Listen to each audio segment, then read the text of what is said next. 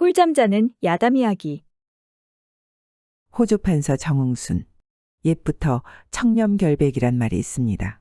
이것은 말할 것도 없이 선비 혹은 벼슬아치들의 욕심 없고 깨끗한 몸가짐을 두고 하는 말입니다. 엄격하게 따진다면 벼슬아치는 특히 신분의 높고 낮음이나 귀천을 가리지 않고 을에 모두 그래야 옳습니다. 그럼에도 불구하고 제 할 바를 다하는 이런 사람을 굳이 청렴결백하다고 존경하는 것을 보면 역시 실제로는 대단히 어려운 일인가 싶습니다. 다시 말해서 당연한 일을 하여 새삼 칭찬받는 것은 그 반대, 즉 당연한 일을 하지 않는 사람이 더 많다는 뜻도 됩니다. 이리하여 자연 청렴결백이란 말이 하나의 교훈이 된 모양입니다. 그러나 청렴결백이 모두 나라 일에 도움이 되는 것은 아닙니다. 청렴하되 정당하고 장래성 있는 계획으로 활용하도록 노력하는 일이 더 중요하다고 할 수 있습니다. 옛날 정홍순이 딸의 혼례를 눈앞에 두게 되었습니다. 이즈음 정홍순은 호조판서, 지금에 비유하면 재무부 장관쯤 되는 대신으로서 가정 살림도 무엇 하나 부끄러울 때가 없었습니다. 따라서 누구나 귀여운 외동딸의 혼례는 그야말로 화려하고 성대하게 치르려니 생각하고 있었습니다. 그 중에서도 정홍순의 부인은 약혼 때부터 이것저것 혼자 궁리가 많기만 했습니다. 그런데 정작 정홍순은 숫째 딸의 혼사를 잇기나 한 듯이 도무지 천하태평이었습니다. 그래도 부인은 설마 잊지는 않았겠지 하며 한가닥 희망을 가지고 있었습니다. 하지만 날이 가도 혼수를 장만하자는 눈치는 전혀 보이지 않았습니다. 참다 못한 부인은 대감, 우리 아기의 혼례를 혹시 남들이 선사하는 것으로 때울 생각이신가요? 하는 말까지 했습니다. 그제야 정홍수는 그게 될 말이요. 하며 펄쩍 뛰었습니다. 말로만 그런 것이 아니라 실제로 한 가지씩 들어오는 혼수용 선사품을 그때마다 모조리 돌려보냈습니다. 그뿐 아니라 그것이 만약 자기 부하의 경우에는 공개적으로 면박하며 크게 꾸짖었습니다. 사람이란 누구나 제할 바를 제가 격대로 장만하는 법이다. 호조 판서인 내가 그래 그런 일로 남의 신세를 져야 된단 말이냐.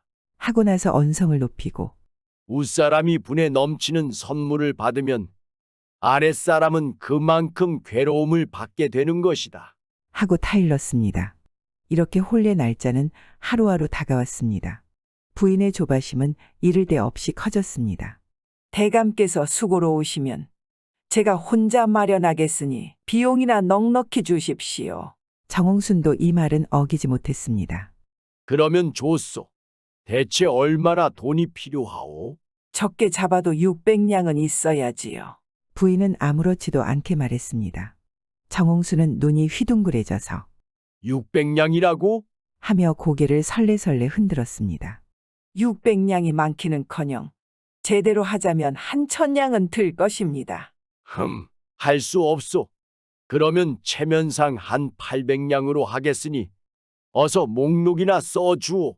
하고 정홍수는 갑자기 싹싹하게 일러놓았습니다. 부인이 좋아라고 혼인 채비 목록을 적어준 것은 물론입니다. 그런데 정홍수는 혼례식 날이 내일 모레가 되어도 물건 하나 사들이지 않았습니다. 그뿐인가요? 바로 혼인 전날에도 감감 소식이었습니다. 부인은 초조한 끝에 사랑해까지 나왔습니다. 대체 어쩌시자는 셈입니까? 그제야 정홍수는 정신이 번쩍 든 모양인지 아뿔싸 큰일 났구려. 부인이 적어준 대로 백방 사람을 놓았는데 이 사람들이 왜 이리 꿈을 대는지 한번 혼을 내야겠군. 하며 애꿎은 남들만 탓했습니다. 실상 자기는 가만히 있었던 것입니다. 이제 와서 부인도 더 이상 어쩔 수가 없었습니다.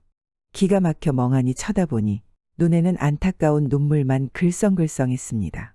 자 부인, 운다고 되는 일이 아니오.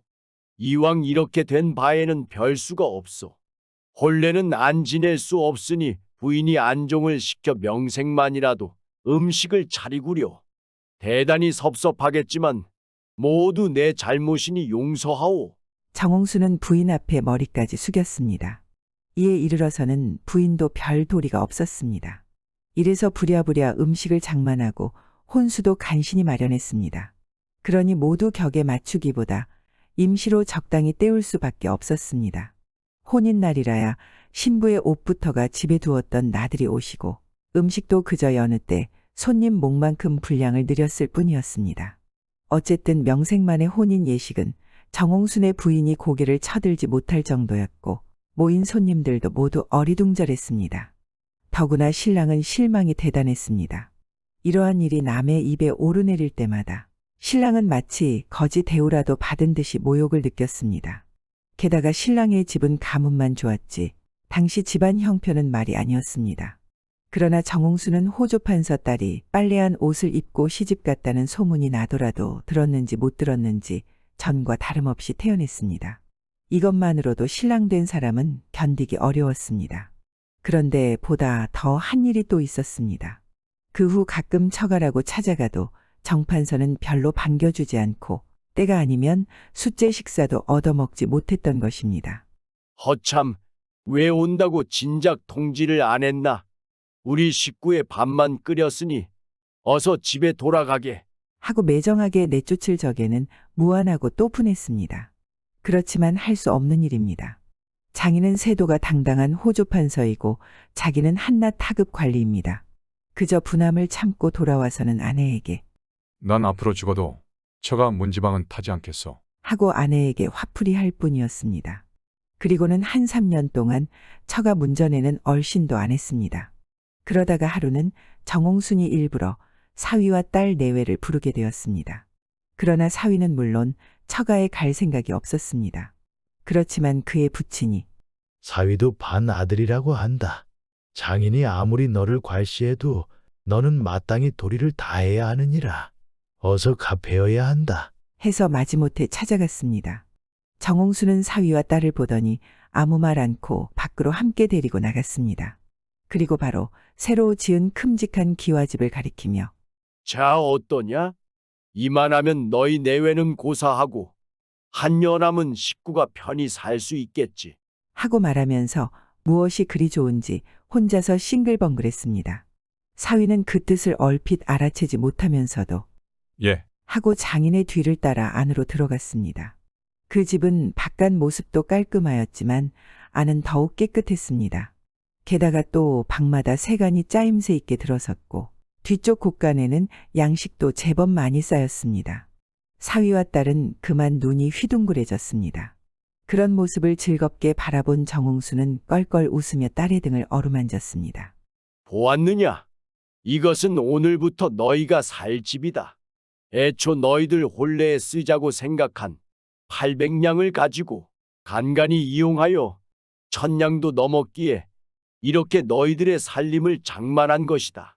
그간 섭섭했겠지만 한때의 체면만 생각하고 그 돈을 없앴던들 오늘 이 열매가 맺었겠느냐. 사사로운 일뿐 아니라 나라 살림도 마찬가지로 낭비를 피하고 장래를 위한 저축에 힘써야 하느니라. 이때 딸 내외가 얼마나 감격했는지는 상상할 만한 일입니다. 다만 그 후 사위가 이날의 감동을 바탕삼아 역시 호조에서 이름난 관리로 나라의 부를 이룩했다는데 그 이름이 전해지지 않아 유감입니다. 역시 정홍순이 호조 판서로 있을 때 또 이런 일도 있었습니다. 호조에서 어느 수하 관리로 김모라는 근직한 젊은이가 있었습니다. 그러나 김모는 항상 가난에 쪼들려 의관도 꾀죄죄하게 차리고 언제나 생기가 하나도 없었습니다. 정홍수는 전부터 눈여겨오던 터인지라 쓸모가 많은 사람인데 어째서일까? 라고 생각하고 어느 날 그 까닭을 물었습니다. 그대는 나라의 복록으로도 살림이 펴지지 않느냐? 아니올시다. 복록은 넉넉하오나 군 식구가 20명이나 되어 도무지 헤어날 수가 없습니다. 정홍수는 약간 놀랐습니다. 그것은 처음 듣는다. 그래, 너희 식구는 몇 명이냐? 6명이올시다. 그 나머지가 모두 군 식구란 말이냐? 예, 그러면 그 군 식구를 모두 내쫓으면 되지 않느냐?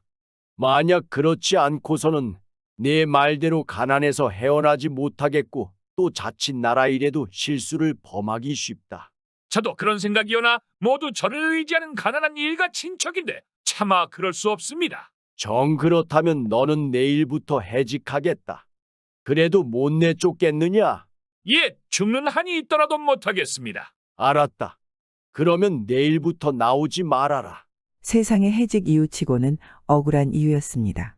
그러나 정수는 무정하게도 이 불쌍한 김모를 정말로 해직하여 버렸습니다. 그 후 1년이 지났습니다. 정홍수는 생각이 난 듯이 김모를 불렀습니다. 김모는 전보다 더 초라한 모습으로 호조에 들어왔습니다. 그렇지만 전보다 홀가분한 기색이 얼굴에 엿보였습니다. 정홍수는 짐작하는 바가 있었는지 고개를 끄덕이며 너 지금도 군 식구를 기르느냐? 하고 다정히 물었습니다. 아니올시다. 대감께 해직을 당하자 모두 하나둘씩 나가더니 이제는 저희 식구만 남았습니다. 하하, 그거 참 잘 되었다. 정홍수는 그것 보란 듯이 유쾌하게 웃었습니다. 그리고 어리둥절해하는 김모에게 이렇게 말했습니다. 그러면 내일부터 다시 호조에 나와 일을 보아라. 너는 그동안 야속했겠지만 하도 보기에 딱하여 내 대신 군 식구를 없애준 것이다. 자, 여기 너의 1년치 복록이 있다. 이것은 휴직하는 동안 법에 의하여 지급되는 액수를 내가 모아둔 것이다. 부디 나의 지나친 참견을 이해하고 앞으로 나라 일이나 개인의 살림에 하나도 군짓이 없도록 힘써라. 김모가 그로부터 가정을 즐겁게 꾸리며 나라 일을 열심껏 한 것은 말할 필요도 없습니다. 효성에 감동한 호랑이. 옛날 어느 산골에 어려서 아버지를 여행 아들과 홀어머니가 살고 있었습니다. 그 전에는 그렇게까지 궁색하지는 않았으나 아버지가 돌아가신 후에는 아들이 나무 장사를 하여 그날그날 끼니를 이으며 어렵게 살아가고 있었습니다. 그러나 아들은 없는 돈을 모아 늙은 어머니에게 끼니 때마다 갖은 반찬을 대접하는 효성이 지극한 청년이었습니다. 하루는 한겨울철인데 어머니가 딸기를 먹고 싶다고 했습니다. 그래 눈보라가 치는 산등성이를 헤매보았으나 찾을 길이 없어 지쳐 돌아오려는데 어느 산중턱 마당만한 곳에 온갖 꽃이 피어있는 곳이 있었습니다. 그 가운데 빨간 딸기도 열려 있었습니다. 그래 그 딸기를 따다가 어머니에게 드렸습니다. 그 후 어머니는 무거운 병에 걸려 눕게 되었는데 산호랑이 눈썹이라야 약이 된다고 했습니다. 그러나 산호랑이의 눈썹을 구할 도리가 없어서 고심했습니다. 어머니의 병세는 점점 위독해져 깊은 산에 이르니 호랑이가 잡아먹을 듯이 눈을 부릅뜨고 달려들었습니다. 그래 빌며 사정 이야기를 했습니다. 호랑이도 감동을 받았는지 눈물을 흘리며 등에 업히라고 했습니다. 그리고는 집으로 데려다 주었습니다. 그런데 아들이 돌아오지 않자 걱정이 된 어머니가 아들을 찾아 밖에 나왔다가 아들이 호랑이에게 붙들려 오는 줄 알고 깜짝 놀라 기절하여 죽고 말았습니다. 아들은 호랑이와 함께 3년상을 마치고 호랑이에게 업혀 무릉도원과 같은 곳으로 갔습니다. 아들이 그 무릉도원과 같은 곳에서 사는데 하루는 호랑이가 장가를 가라면서 혼례를 치르는 곳에서 신부를 업어왔습니다. 겨우 숨만 남은 색시를 살려낸 아들은 신부를 아내로 맞아 아들, 딸 3형제나 낳고 잘 살았습니다. 그런던 어느 날 호랑이가 이제는 처가집에 가야 하지 않겠냐고 하면서 모두 등에 타도록 했습니다. 그리고 몇백 리를 눈 깜빡할 새 달려 처가집으로 데려갔습니다. 고래등 같은 대감댁에서는 죽은 줄만 알았던 딸과 새 사위를 보고는 기뻐서 어쩔 줄 몰랐습니다. 그 후 그는 부인에게 열심히 글을 배워 이조판서까지 지내게 되었습니다. 그리고 먼 곳을 다닐 때는 언제나 호랑이를 타고 다녔습니다. 그런데 낮이나 밤이나 서울 장안에 호랑이가 다닌다고 백성들이 놀라 떨고 있어 나라에선 호랑이를 잡으라고 전국에 방을 내렸습니다. 하루는 호랑이가 대감에게 말하길 죽을 때가 되어서 사람이 많은 곳에 오면 나를 잡아 죽일 줄 알았더니 오히려 잡지는 못하고 나를 보고 기절하여 죽는 사람이 많으니 이를 용서하시고 내일 대궐 앞에서 날 죽여주시오. 라고 했습니다. 이튿날 대감은 애석한 마음을 감추고 호랑이를 잡아치웠으며 더불어 벼슬로 올라가 90세가 넘도록 잘 살았습니다. 노파의 딸과 혼인한 청년. 옛날 어느 마을에 성실하고 심성이 착한 청년이 살고 있었습니다. 그는 매일 아침 일찍 일어나 밭에서 땀을 흘리며 농사를 짓고 나무를 하면서 주변의 가난한 이웃들을 돕기도 했습니다. 그런 청년을 마을 사람들은 무척 좋아했습니다. 그는 연로하신 홀어머니를 모시고 살았는데 어머님은 항상 자식 걱정이었습니다. 본시 양반의 집안이었으나 가세가 기울어 가난한 집안에서 3대 독자로 태어난 청년은 장가를 못 가 대가 끊길까봐 걱정이 많았습니다. 얘야, 이제 너도 어서 장가를 가야 할 텐데 걱정이구나. 어머님, 너무 걱정하지 마세요. 언젠가 가겠죠. 하루는 청년이 밭에 일을 하러 길을 나섰는데 웬 처음 보는 한 노파가 나타났습니다. 할머니는 몸이 몹시 불편해 보였고 힘들게 걷고 있었습니다. 할머니, 이렇게 일찍 무슨 일이 있으세요? 하며 노파에게 물었습니다. 얘야, 산에서 소를 잃어버렸는데 도무지 찾을 수가 없구나. 하며 노파는 쓸쓸하게 대답했습니다. 그럼 제가 찾아드릴 테니 할머니는 여기서 잠시 쉬고 계셔요. 산속은 험난해서 위험해요. 그렇게 청년은 노파의 소를 찾아주기 위해 산으로 들어갔습니다. 청년이 산에 들어가 소를 찾던 중에 갑자기 늑대가 나타났습니다. 깜짝 놀란 청년은 어찌할 바를 몰라 당황하고 있는데 어디선가 아주 큰 호랑이가 나타났습니다. 그러자 늑대는 걸음아 나 살려라 하고 잽싸게 도망쳤습니다. 그러자 호랑이가 말했습니다. 너를 구해주려고 왔다. 내가 노파를 돕겠다며 산으로 오는 것을 보았느니라. 내가 찾는 노파의 손은 산 아래에 있으니 데리고 가거라. 고마워요, 호랑이님. 당신의 도움이 없었다면 정말 큰일 날 뻔했어요. 청년은 호랑이에게 감사의 인사를 하고 소를 데리고 산을 내려왔습니다. 할머니, 여기 소를 찾아왔습니다. 아구, 그래 고맙구나. 산속에는 맹수들이 있어서 걱정을 많이 했는데 이렇게 멀쩡히 살아있으니 다행이구나. 이 은혜를 어떻게 갚아야 할지 모르겠구나. 할머니 그런 걱정이랑 마시고 소를 찾았으니 맘 편히 집으로 돌아가셔요. 그럼 저는 일하러 가보겠습니다. 그렇게 청년은 노파를 보내고 밭으로 일을 하러 갔습니다. 그 일이 있은 후 얼마 지나 청년은 나무하러 다시 산을 찾았습니다. 한참을 나무를 하고 있는데 전에 도와주었던 호랑이가 다시 나타나 청년에게 말했습니다. 너는 지금처럼 덕을 많이 쌓는다면 필시 좋은 배필을 만날 수 있느니라. 이 말을 들은 청년은 깜짝 놀라면서도 호기심이 들었습니다. 어찌 저같이 보잘것없는 사람이 좋은 배필을 만날 수 있겠습니까요? 청년은 말을 그렇게 했지만 그의 마음속에서는 작은 희망이 생겼습니다. 그렇게 청년은 나무를 잔뜩 메고 산에서 내려와 집으로 갔습니다. 아침을 먹고 밭으로 일을 하러 가려는데 대문 밖에서 누가 부르는 소리가 났습니다. 이보시오, 누구 계시오? 누구신지요? 하면서 대문을 열어보니 전에 만났던 노파가 서 있었습니다. 아니, 전에 소를 잃으셨던 할머니 아니세요? 오늘도 무슨 일이 있으세요? 응, 그래. 전에 소를 찾아주었던 청년이구나. 이 마을에 성실하고 착한 청년이 있다고 해서 물어물어 와봤는데 바로 청년이었구먼. 그러셨어요? 그런데 왜 찾으시는지요? 나에게 혼기가 찬 딸이 있어 신랑감을 찾고 있다네. 내 중매쟁이를 통해서 여러 사람을 만나봤지만 하나같이 마음에 드는 사람이 없어. 이렇게 소문 듣고 내가 직접 찾아 나섰다네. 자네 어떤가? 언제 내 집으로 한번 찾아오지 않겠나? 네, 알겠습니다요. 그럼 조만간에 한번 찾아뵙도록 하지요. 그렇게 며칠이 지나 할머니와 약조한 날이 되자 청년은 옷을 깔끔하게 챙겨 입고 물어물어 옆마을 할머니 집을 찾아갔습니다. 대궐 같은 기와집에 소도 많은 걸 보니 딱 봐도 부잣집 같았습니다. 할머님 저 왔습니다요. 그래, 어서 오시게. 오늘아 수고가 많았네. 할머니는 청년을 안방으로 안내하고 딸을 불렀습니다. 정심아, 이리 들어와 보거라.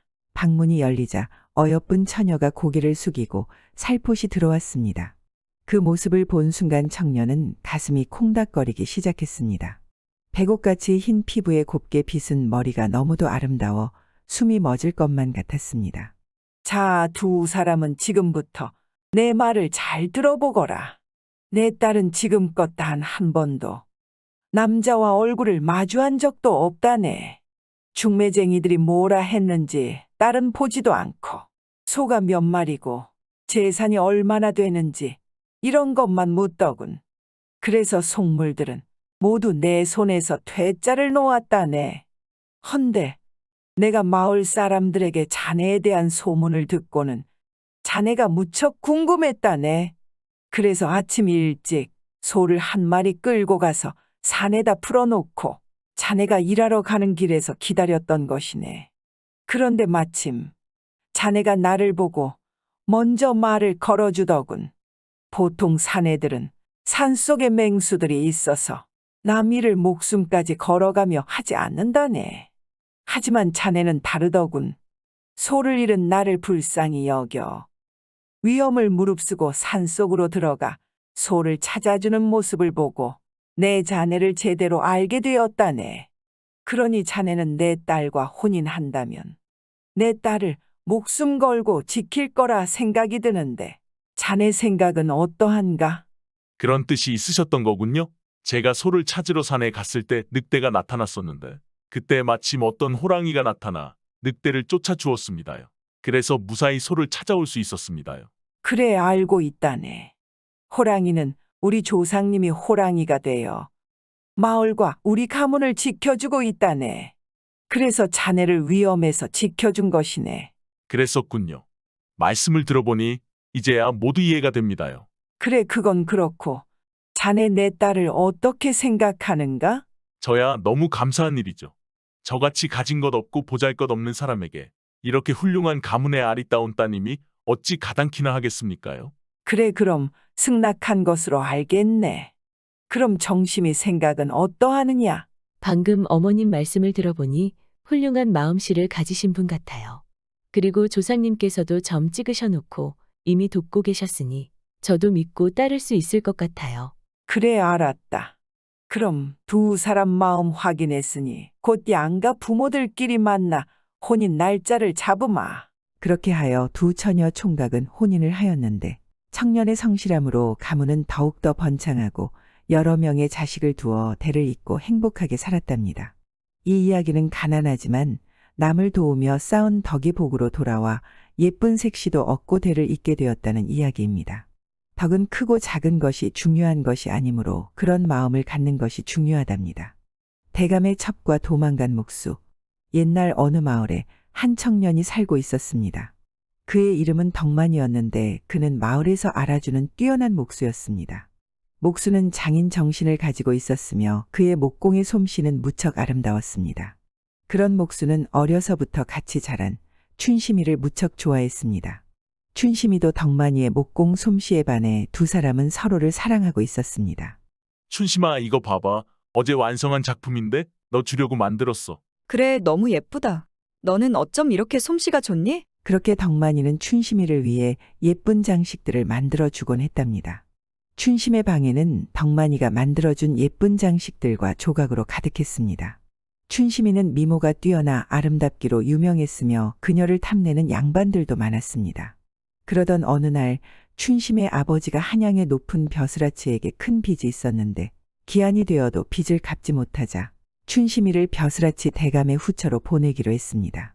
이 사실을 안 덕만이는 춘심이가 후처로 가는 것을 막아보려 애를 써봤지만 큰 빚을 해결할 방도를 찾지 못했습니다. 그렇게 슬픔에 빠져 눈물로 나날을 보내던 어느 날 벼슬아치의 집에서 후처가 머물 집을 새로 짓는다는 이야기를 들었습니다. 이야기를 듣고 몇 날 며칠을 고민하던 덕만이는 눈물을 머금고 춘심이를 위해 가장 아름다운 방을 만들어야겠다고 생각했습니다. 그렇게 하여 덕만이는 대감 집에 찾아가 춘심이가 머물 방을 최고로 아름답게 만들기 시작했습니다. 날이 가고 달이 지나면서 덕만이는 춘심이를 위한 방을 완성했습니다. 방은 미세한 조각들로 세밀하게 장식되었으며 꽃향기로 가득 찼습니다. 덕만이는 방을 보며 춘심이가 행복해할 것을 상상했습니다. 벼슬아치 대감은 방을 보고 매우 감탄했으며 덕만이에게 융숭한 대접을 했습니다. 이복의 젊은이, 자네 솜씨가 듣던 대로 대단하구먼. 이렇게 예쁘게 꾸민 신부방은 처음 본다네. 자네 이름이 덕만이라 하였는가? 네, 그렇습니다. 그래, 새 신부방을 이렇게 예쁘게 만드느라 수고했네. 오늘은 마음껏 먹고 마시게나. 대감은 신부의 방에 흡족하여 칭찬과 대접이 융숭했지만 덕만이는 그런 것에 관심이 없었습니다. 그는 오직 춘심이만 생각하고 있었습니다. 그렇게 신부방이 완성되자 춘심이는 대감의 집으로 떠났습니다. 덕만이는 춘심이를 보내는 것이 마음 아팠지만 그는 그녀가 행복하게 살 것을 생각하며 눈물을 닦았습니다. 덕만이는 자신의 사랑이 춘심이를 행복하게 만드는 데에 조금이라도 기여할 수 있다는 것에 위안으로 삼았습니다. 하지만 며칠 후 춘심이가 흔적도 없이 사라졌다는 소문이 들려왔습니다. 덕만이는 놀라서 대감의 집으로 달려갔지만 대감도 춘심이의 행방을 알지 못했습니다. 대감의 말에 따르면 춘심이는 집에 들어온 첫날 신부방에 들어간 후부터 사라진 것이었습니다. 덕만이는 춘심이에게 무슨 일이 일어났는지 알 수 없었습니다. 덕만이는 춘심이를 찾기 위해 밤낮으로 뛰어다녔지만 그녀의 행방은 묘연했습니다. 그는 점점 절망에 빠지기 시작했습니다. 그런데 어느 날 밤 꿈에서 춘심이가 나타났습니다. 춘심이는 꿈에서 그에게 말했습니다. 덕만아, 사랑의 영원히. 그리고 우리 둘만의 추억이 있는 곳에서 만나. 꿈에서 깬 덕만이는 춘심이가 자신의 사랑을 알고 사라졌을 거라는 생각이 들면서 더욱 춘심이를 찾아다녔습니다. 그러다 문득 어젯밤 꿈에서 춘심이가 한 말이 생각났습니다. 어린 시절 같이 놀았던 바위 틈 작은 동굴이 있었는데 어려서 놀다가 비가 오면 그곳에서 같이 비를 피하곤 했었습니다. 그럴 때마다 춘심이는 이곳은 우리 둘만의 비밀의 집이야. 했던 것이었습니다. 아니, 내가 왜 진작 생각을 못했을까? 하면서 쉬지 않고 달려가 보니 춘심이가 쓰러져 있었는데 의식은 없었지만 숨은 쉬고 있었습니다. 덕만이는 춘심이를 집으로 업고 와 열심히 병간호했습니다. 그렇게 춘심이 곁에서 병간호를 하다가 깜박 잠이 들었는데 의식이 돌아온 춘심이는 잠들어 있는 덕만이를 보고 얼굴을 만지며 눈물을 흘렸습니다. 인기척에 잠을 깬 덕만이는 정신이 돌아와 있는 춘심이를 보자마자 와락 부둥켜 안고 한참을 같이 울었습니다. 다행이다, 춘심아. 내가 살아있어서 무슨 일 생겼을까봐 많이 걱정했었어. 미안해 걱정하게 해서. 괜찮아, 이렇게 살아있으면 됐어. 미안해하지 않아도 돼. 그렇게 두 사람은 부둥켜 안고 한참을 울고 나자 덕만이가 물었습니다. 춘심아, 아무에게도 말하지 않고 사라진 건 왜 그랬던 거야? 그건 대감 집에 갔을 때 신부방에 들어서자마자 이 방을 덕만이 내가 만들었다는 걸 바로 알 수 있었어. 덕만이 내가 만든 아름다운 방에서 너의 진실한 사랑을 느꼈어. 방은 나를 순간 행복하게 만들었지만 동시에 너와 함께 있지 못하는 것에 대한 슬픔이 더 컸어. 그래서 덕만이 너 없는 방을 한시도 있을 수 없었어. 그랬었구나. 그동안 마음이 얼마나 아팠니?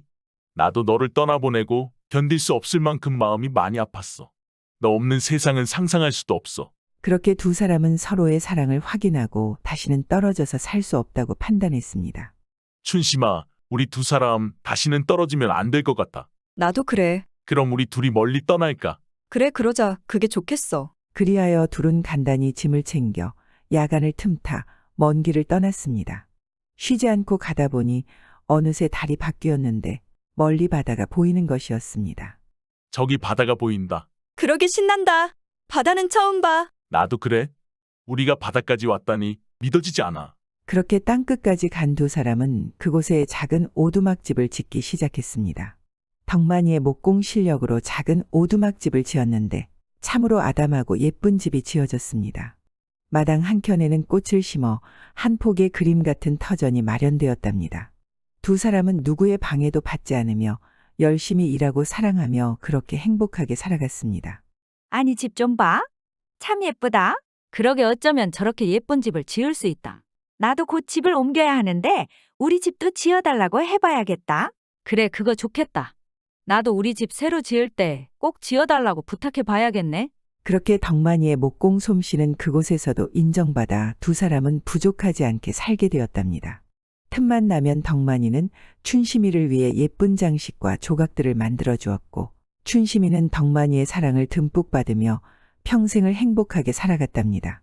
팥죽 때문에 패가 망신, 선현들의 자식과 며느리를 가르치는 훈계가 몇천 몇백 가지로만 그치는 것이 아닌즉 후생의 어리석은 견문을 가지고 그 사이에다 논의를 보태는 일이 있어서는 안 될 것입니다.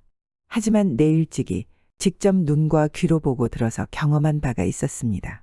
압이 없는 사람들 중에는 혹 성취한 사람도 있습니다. 그러나 어미 없는 아이들 중에는 패악한 무리들이 더 많았습니다. 이것은 무슨 까닭에서일까?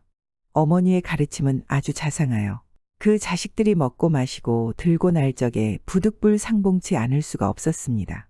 그러므로 가까이서 모시는 일은 마치 친구들 사이에 절차탕마하는 것과도 같아서 엄한 것과는 비교가 되질 않습니다. 그리하여 자식들이 조차 행하고 받들어 실천하기가 쉽기 때문에 그러는 것입니다. 사내들의 음주는 옛 선비들이 경계한 바 있지만 술 먹는 자들이 모두 다 패가망신하는 것은 아닙니다. 그러나 아녀자들의 떡 먹는 일은 언급된 적도 없지만 조석으로 팥죽 한 그릇에 흰 떡을 2통씩 먹어대는 우리나라 아녀자들 치고 쪽박차고 거지되지 않은 자들이 없었습니다. 이것은 어째서인가요? 비록 날이면 날마다 술값으로 100전씩을 쓸지언정 취할 때는 취하더라도 일단 깨고 나면 언제 그랬냐 싶게 바뀌었습니다. 그렇지만 떡이나 죽의 경우에는 돈은 몇 푼 안 들지만 오랫동안 미혹되어 헤어나기 어렵습니다. 그래서 그런 것입니다. 대개 사람의 질병을 가지고 비유를 할 것 같으면 술꾼들이 취했을 때는 학질의 악증과도 같습니다. 하지만 깨고 나면 흡사병이 나은 뒤끝과도 같게 됩니다. 그 사람이 선비라면 독서할 수 있고 농부라면 김을 맬 수가 있습니다. 그리고 장사꾼과 기술자라면 각각 그 본업에 충실할 수 있습니다.